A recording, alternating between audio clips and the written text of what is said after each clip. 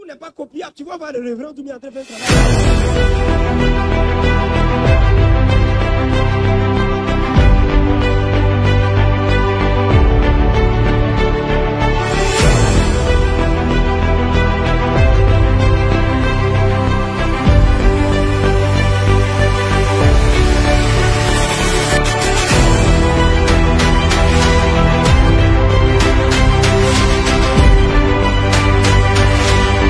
Hello les amis, soyez bénis, c'est le révérend Doumbia, l'ami des jeunes. Aujourd'hui, je partage avec vous une exhortation très puissante, merveilleuse, extraordinaire, qui va vraiment vous aider à aller de l'avant dans votre vie spirituelle. S'il y a un challenge par lequel beaucoup de jeunes chrétiens passent aujourd'hui, et depuis plusieurs années que je constate, c'est le défi de la prière. Et c'est de ça qu'on va parler. Voyez-vous, on peut faire semblant comme si la prière n'est pas importante. Souvent, j'entends les gens dire, oh, tout n'est pas prière, tout n'est pas prière. C'est vrai que la loi de la prière n'est pas souvent la principale dans certains endroits. Mais j'ai envie de vous dire que la prière est l'alpha, la prière est l'oméga. Oui, la prière est le commencement et la fin. Si par exemple tu dois aller vendre un produit sur terrain, en réalité tu as besoin d'un plan marketing. Et tu dois élaborer ta stratégie et tout ça. Par exemple, la caméra qui est en train de me filmer actuellement, c'est pas une caméra qui a prié. On n'a pas besoin de faire prière par rapport à ça. Mais il y a une réalité. Je donne un autre exemple encore même. Pour un élève qui est en train de passer le baccalauréat ou bien un concours de la police, de la gendarmerie, je ne sais quoi. Sa priorité c'est de prier, du moins c'est d'étudier. Mais il va vous dire une chose.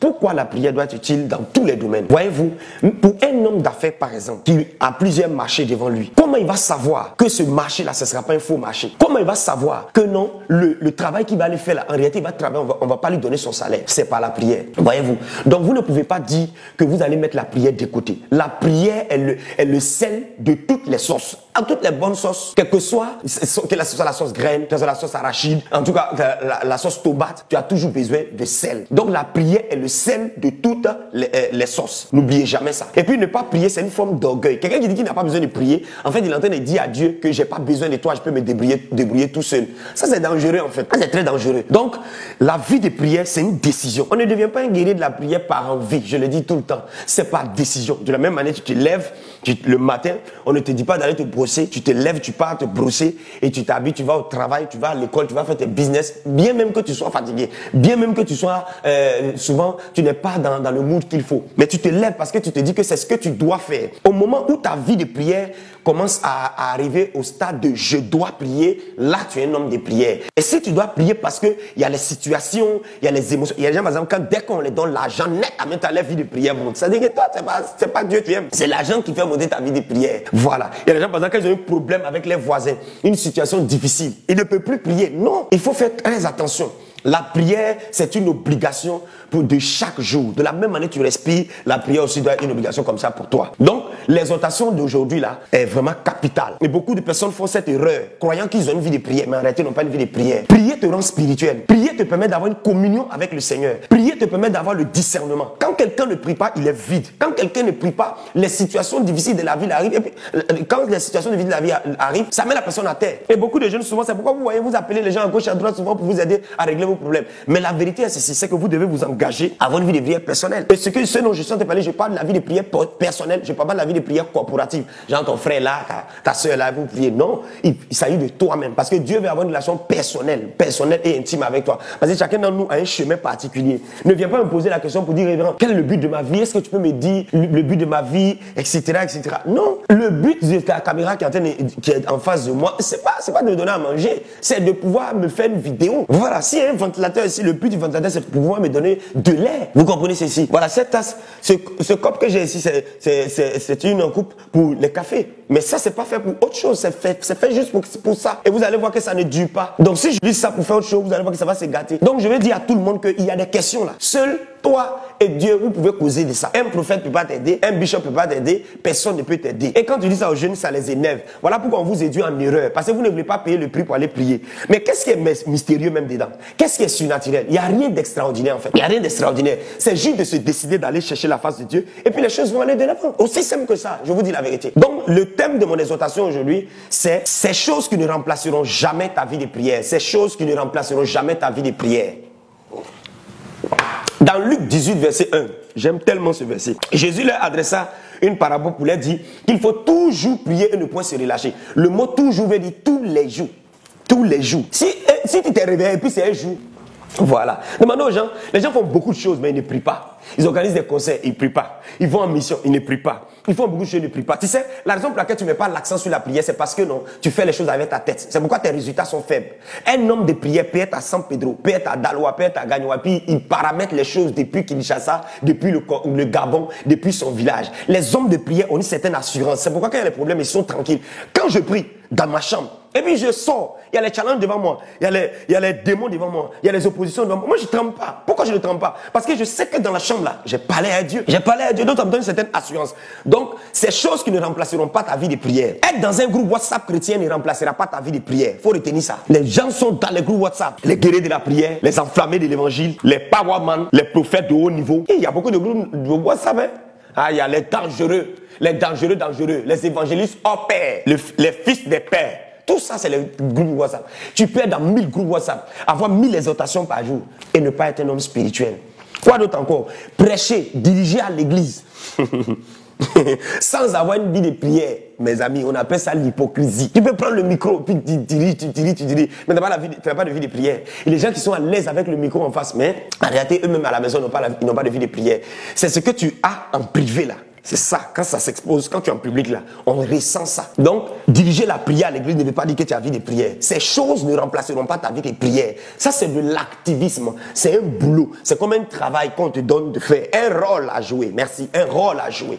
Donc, les amis, comprenez ceci. La prière est vitale. Ceux qui ont joué à leur vie de prière, vous savez, jouer à ta vie de prière, à une saison de ta vie, ça va te rattraper. J'ai vu des gens comme ça. On dit, lui là, c'est un ancien. Et puis, il y a une situation qui se passe. On dit, bon, Joe, écoute, il faut, comment on appelle ça, diriger la prière. Ou bien, voilà une situation, on t'établit responsable. Il y a une crise qui vient maintenant. Là, tu devais aller écouter la voix de Dieu. Mais comment on entend la voix de Dieu? C'est à travers la prière. Mais révérend, je n'entends pas la voix de Dieu. Tu n'entends pas la voix de Dieu, ça veut dire que tu ne pries pas. Ça veut dire que tu ne pries pas. Donc si tu pries, tu vas entendre la voix de Dieu. Parce que regarde, toi et moi si on cause, je parle, tu parles. À un moment donné là, je vais me taire, je vais t'écouter. Donc je vais entendre ta voix. Entendre la voix de Dieu, c'est la chose la plus banale de la vie chrétienne en fait. Si tu n'entends pas la voix de Dieu, il faut te poser la question, est-ce que tu es sauvé? Parce qu'il est écrit dans la parole de Dieu, mes brebis entendent ma voix, mes brebis. Si tu n'entends pas la voix de Dieu, est-ce que tu es une brebis? Maintenant, tu peux me dire que c'est que moi, je ne suis pas une brebis. Attention, tu es une brebis souvent, mais peut-être que la voix on emprunte pour entendre la voix de Dieu là, tu ne fais pas. Quand tu pries à un moment donné, il va falloir que tu t'arrêtes, tu fasses une pause. Vous dites, Seigneur, par rapport à telle situation, je fais quoi? Comment je fais? Et la voix de Dieu, c'est pas une voix tonitruante. Oh, je suis là, je suis l'Éternel, ton Dieu. Ça, c'est dans le film de Moïse. Dieu là, par le Saint-Esprit, dans la nouvelle alliance, quand Christ est venu là, le Saint-Esprit habite en nous. Et souvent, quand vous avez sérieusement prié par rapport à une situation, restez calme. Et vous attendez au Seigneur. Qu'est-ce que Dieu va faire? Il va faire monter en vous certaines convictions. Vous allez avoir l'impression que votre argent là, vous ne devez pas injecter dans tel projet. Il y a comme un arbitre qui dit c'est bon, mais attends d'abord. Votre cœur bat, vous n'avez pas la paix. L'un des signes pour savoir que Dieu t'a parlé, t'a donné le go, c'est qu'il y a la paix dans ton cœur. Mais tant que ton cœur bat par rapport à la fille que tu dois marier, celle-là, je ne sais pas, mais bon, voici, voilà. Est-ce que, attention, le silence de Dieu ne veut pas dire qu'il est d'accord. On dit qu'il ne dit rien consent. Ça, c'est chez les hommes, chez Dieu là, qui ne dit rien attend. Si la prophétie tarde, attends. On n'a pas dit qu'il faut aller inventer quelque chose. Il faut prier jusqu'à ce qu'il te réponde. Dieu est trop intelligent. Donc, être dans un groupe WhatsApp chrétien, ça ne va pas remplacer ta vie de prière. Oh yes. Diriger à l'église, prêcher à l'église ne va pas remplacer ta vie de prière. Quoi d'autre encore? Écoute-moi. Écouter les prédications des hommes de Dieu ne remplacera jamais ta vie de prière. Oh yes. Tu peux avoir dans ton téléphone toutes sortes de prédications. Toutes sortes, toutes les qualités. Les prédications anglophones, les prophètes de haut niveau. Écoute, mais si tu n'as pas de vie de prière, c'est pourquoi les gens ont les messages dans leur téléphone, mais leur vie de prière ne change pas. Ils n'ont pas de communion avec le Seigneur. Ils écoutent les messages qui disent waouh, power. Même il y a des gens, vous allez commenter cette vidéo pour dire my God, révérend, tu es loin. Tu es à la langue de ceci, cela. Mon frère, tu as prié combien de temps? Tu as prié combien de temps? Tu as prié combien de temps?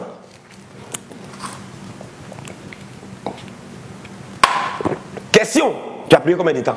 Quand tu aimes une fille, tu aimes passer du temps avec elle, n'est-ce pas? Les anciens chercheurs de femmes. N'est-ce pas que vous sortez à 23h et vous revenez à 4h? Vous passez du temps au téléphone jusqu'à... Vous partez chez la fille là. Quand vous êtes là, vous causez jusqu'à... Alors elle t'accompagne. Accompagné. Jusqu'à... Après encore tu dis, il se fait attendre, elle te réaccompagné encore. Réaccompagné. Jusqu'à... Tu arrives à la maison? Oui. Arrivé à la maison. C'est comment? Vous causez encore jusqu'à... Ça c'est le signe que tu aimes quelqu'un. Quand tu aimes Dieu, tu aimes passer du temps avec lui. Voilà. Donc, comprends ça. Autre chose encore, l'organisation et la planification ne remplaceront pas ta vie de prière. Oh yes. En nouvelle année, vous allez voir, les gens vont planifier. Moi, j'ai fait mon planning. Beaucoup ont fait le planning. Voilà mes objectifs pour 2023. Je vais faire ci, je vais faire ça, je vais faire ça. Hey, c'est bon. C'est bon. Tu sais quoi? L'une des raisons pour laquelle il faut prier, c'est que tu ne maîtrises pas. Il y a des paramètres que tu ne maîtrises pas. On peut te dire, par exemple, tu as tel marché, on te donne tel marché. Bon, mon gars, viens, prends ce marché, ça fait 1 million, ça fait 7 millions. Tout est signé. Mais dans le groupe, il y a un gars, il n'aime pas ton crâne. Mais toi, tu ne sais pas. Et il va te mettre des pots de bananes sur ta route. Les choses comme ça, tu gères comment? Tu peux bien bosser. Tu peux bien avoir de bonnes notes. Tu as frappé à l'examen. Mais celui qui va corriger ton devoir, peut-être qu'il va boire, il est saoulé. Au lieu de 17, il met 7. Tu as échoué au bac. Pourquoi? Le cœur de l'homme là. La seule personne qui peut gérer ça, c'est Dieu. C'est pourquoi il faut prier. Ton dossier que tu as mis à quelque part, tu ne sais pas si quelqu'un là, il est en train de maudire ça. L'argent que tu as fait dépôt à quelqu'un, il l'a retiré. Au lieu d'utiliser ça à bon escient, il maudit ça. Il y a des paramètres que tu ne maîtrises pas. Tu es en train d'un taxi, un bus, un véhicule, je ne sais quoi, et tu es en train d'aller. Un esprit d'accident s'est positionné à tel carrefour. Tu ne pries pas et tu oses sortir de ta maison. Fais attention. L'organisation et la planification, c'est bon, ça a sa place, ça a son rôle. Parce que si tu pries sans planifier, sans organiser, ça sera la frustration. Si tu as planifié, tu as organisé aussi, tu n'as pas prié, il y a des oppositions qui sont sur le chemin. Donc ça ne remplace pas ta vie de prière. Et puis vous savez quoi? Moi je me suis rendu compte que souvent tu planifies l'année. Et comme tu as une vie de prière, pendant que tu pries, tu entends la voix de Dieu qui dit, il faut aller faire telle chose. Ça vient chamboulonner tout le programme que tu as fait. Et tu es obligé de remettre ça dedans. Donc ceci est très vital et capital. Je continue encore pour dire ceci. Avoir de gros diplômes ne remplaceront jamais ta vie de prière. Tu vois les gens, ils viennent s'asseoir, ils ont les palais diplômes, ils sont à l'église. Un jour, il y a un monsieur comme ça. Il pensait que quand le pasteur prêchait là, il faisait des fautes de grammaire ou tout ça. Quand il écoute le message, à la fin, au lieu de dire merci pasteur pour le message que tu as prêché, il vient dire, il corrige les fautes du pasteur. Il corrige le pasteur en avait marre. C'était agaçant. Un bon matin, le pasteur lui a dit, ok, aujourd'hui là, c'est toi qui prêches. Il était zélé. Petit message, on dit, il va faire 30 minutes. Recherche qu'il a fait. Les dictionnaires, les gros livres, les qualités des Bibles. Il a écrit des pages. Il vient s'arrêter à la chaire. Alléluia. Il est en dit Amen. C'est notre tonton qui va prêcher aujourd'hui. Alléluia. Amen. Oh, alléluia. Amen. Il dit, j'ai dit alléluia. Les gens disent, mais c'est comment? Donne le message. C'est toi qui donne le message. Le pasteur était là jusqu'à... Vous savez, souvent, les pasteurs sont intelligents. Quand ils voient que quelqu'un est en train de zailler à la chair, là, ils trouvent des stratégies pour que la personne quitte. Et c'est ça, le pasteur a vu que le diacre, là, ça n'allait pas. Il a trouvé une stratégie pour remplacer le gars immédiatement. Frère, les choses spirituelles, ce n'est pas diplôme. Et puis, il y a vous dit une chose, ce n'est pas le diplôme qui élève, c'est la grâce de l'Éternel qui élève. Allez demander à Joseph, il a fait quelle école? Allez demander à Moïse, il a fait quelle école? Allez demander à David, il a fait quelle école? Cela ne veut pas dire qu'il ne faut pas aller à l'école. Non, c'est pas ce que je dis. Mais j'ai envie de dire que vous allez voir, il y a des personnes qui n'ont pas eu de diplôme, mais ils ont des talents naturels. Ils savent chanter, ils savent danser, ils maîtrisent la technologie. Il y a un gars, par exemple, en Afrique qui a fait des découvertes extraordinaires. La télévision qui marche sans électricité. Et il fabrique des hélicoptères ou tout ça. Il a dit comme ça que c'est en vision qu'il recevait les plans de technique et tout ça. Ça, c'est des dons. Mais les gens comme ça, ils doivent aiguiser avec la connaissance. Mais les gens comme ça, là, ils doivent prier. Voyez-vous un peu. Donc, souvent, ce n'est pas le diplôme, c'est la grâce de l'Éternel. Et cette grâce est activée par une vie de prière. Ceci est très important. Avoir des gros diplômes ne remplaceront jamais ta vie de prière. Il faut t'asseoir, il faut prier. Tu as déposé ton CV dans différents endroits. Demande la faveur de Dieu. Ceux qui doivent signer ton dossier. Est-ce que vous savez que les gens oublient même? Tu vas les voir, tu dis, mais mon vieux, j'ai déposé mon dossier, ça fait maintenant 6 mois. Ah bon? Tu m'as donné ton dossier? Celui-là? Oui, mon vieux. Toi-même, tu es étonné que lui soit étonné qu'il a oublié. C'est là la prière intervient. J'avance rapidement. Naître dans une famille chrétienne ne remplacera jamais ta vie de prière. À vous, les enfants des pasteurs et des diacres. Je vous salue au passage.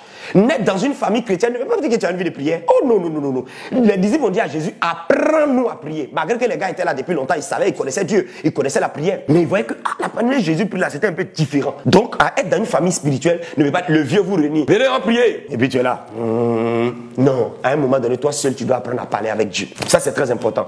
Faire les offrandes, donner sa dîme, faire des semences, etc. Ça ne va pas remplacer ta vie de prière. Écouter les messages même sur la prière. Regarde, ce message même que tu es en train d'écouter sur la prière, ça ne va pas remplacer. Après avoir écouté ça, il faut aller pratiquer. Tu rentres dans ta chambre et tu commences à prier. Quoi d'autre encore? La technologie ne remplacera pas ta vie de prière. La technologie ne remplacera pas ta vie de prière. C'est quoi la technologie? Les smartphones, les rencontres Zoom et tout ça. Téléphone est là, iPad est là. ça c'est la technologie, les écouteurs sont là. Oh yes, on est en direct, hein, on est en direct, on vous a suivi sur Zoom, pour moi c'était fantastique. Et puis je dis, alléluia, wow, merveilleux programme, my God, tu lèves la main, tu dis, oh Jesus is good, oh c'est fort ce message, ça me touche maintenant. Et après avoir fait tout ça là, va prier quand même, va rencontrer ton Dieu. Marcher avec un homme de Dieu ne remplacera jamais ta vie de prière. À vous qui attrapez les sacs des pasteurs, vous n'avez pas, la plupart des gens souvent qui sont dans les 4 mètres carrés des pasteurs, souvent c'est des malauds, des gens qui ne sont pas convertis. Mais pourquoi? Parce qu'ils regardent à l'homme de Dieu, ils ne regardent pas à Dieu. À chaque fois que je vous donne un conseil, chaque fois que vous marchez avec un homme de Dieu, dites que vous avez affaire à Dieu directement. Ça va vous aider, ça va vous aider. Sinon vous allez être charnel, va payer ceci, va payer ceci, faut pas dire ça. Allons là, on voit ici, tu te sens honoré. Mais les démons qui attaquent l'homme de Dieu, quand ils ne vont pas la voir là, ils vont dire, tu sais, tu as vu un chat qui est en colère. Quand le chat est fâché, les mangeurs de chats, soyez salués au passage. Les mangeurs de chats, demandez-les, quand ils attrapent ça, et puis ils n'ont pas pu la voir, quand ils sortent, premier gaou qui va se présenter, tu vas avoir les marques du chat en colère. Ah, c'est merveilleux. Ils vont t'allumer au maximum. Quand le diable a raté le pasteur, il allait paralyser les démons. Les démons n'ont pas pu faire quelque chose parce que lui, il a une vie de prière. Au moment où toi tu dormais là, lui, il est en train de prier. Hein? Quand les démons là vont parler, qui est à côté de lui?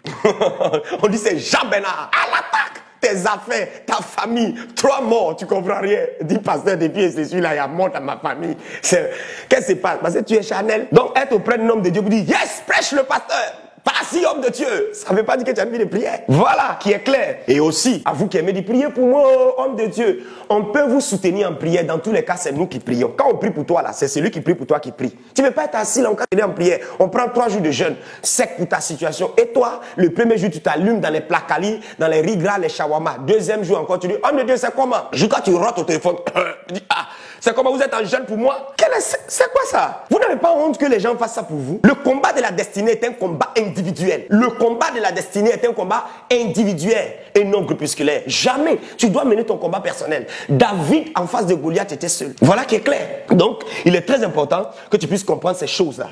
Prier pour toi ne remplacera pas ta vie de prière personnelle. On prie ensemble. Tu pries aussi. Tu dois prier plus que celui qui te soutient en prière. Et je termine. Être dans un groupe de prière ne remplacera pas ta vie de prière. J'ai vu des gens, ils cherchent. Ils disent, moi, je cherche un groupe de prière chaud. Quand ils te découvrent, ah, ça c'est un bon groupe. Ils viennent. Mais à la maison, ils font rien. Comme les chrétiens se lèvent le matin, ils baillent. Ah! Ils sont sur les téléphones, ils sont partis. C'est pourquoi vous n'arrivez pas à être productif. Vous voulez que Dieu vous utilise. Fantastique, wonderful, great. Mais il va vous utiliser sur la base de quoi? Tu ne parles pas avec lui. Toutes tes affaires sont dirigées par la tête. Les gens te malonisent parce que tu ne les apprends pas à les connaître. Demande à Dieu, Seigneur, je vais m'associer avec Xavier. C'est comment? Est-ce que c'est la bonne personne? Des fois, les gens viennent te voir. Tu es chaud, puis à un moment donné, là, ça se casse. Tu n'as plus le zèle. Ça veut dire que tu as prié et ta prière t'a sauvé. Ah oui, la prière est comme une semence. Vous pouvez prier pour quelque chose en 2023 et l'exaucement vient en 2025. Donc, il faut continuer de prier. Mes amis, voici ces choses que je viens de citer qui ne remplaceront pas ta vie de prière personnelle. À compter de ce jour, décide-toi de te lever et d'avoir une vie de prière. Décide-toi, lève-toi, va prier. Et tu vas voir que les choses vont s'améliorer. Et on dit c'est en forgeant qu'on devient forgeron. C'est en priant qu'on devient grand guerrier de la prière. Ne te limite pas à écouter. Le but de ces vidéos, c'est pas que tu dises waouh, quel merveilleux message, mais c'est pour que tu ailles vraiment prier. C'est pour que tu ailles vraiment prier. Donc je vais exhorter quelqu'un à se réveiller. Toi qui avais perdu ta vie de prière, reçois maintenant la force de te relever. Reçois la grâce de te relever au nom de Jésus. Père, merci parce que tu renouvelles la vie de prière de tous ceux qui suivent cet enseignement au nom puissant de Jésus-Christ. Amen.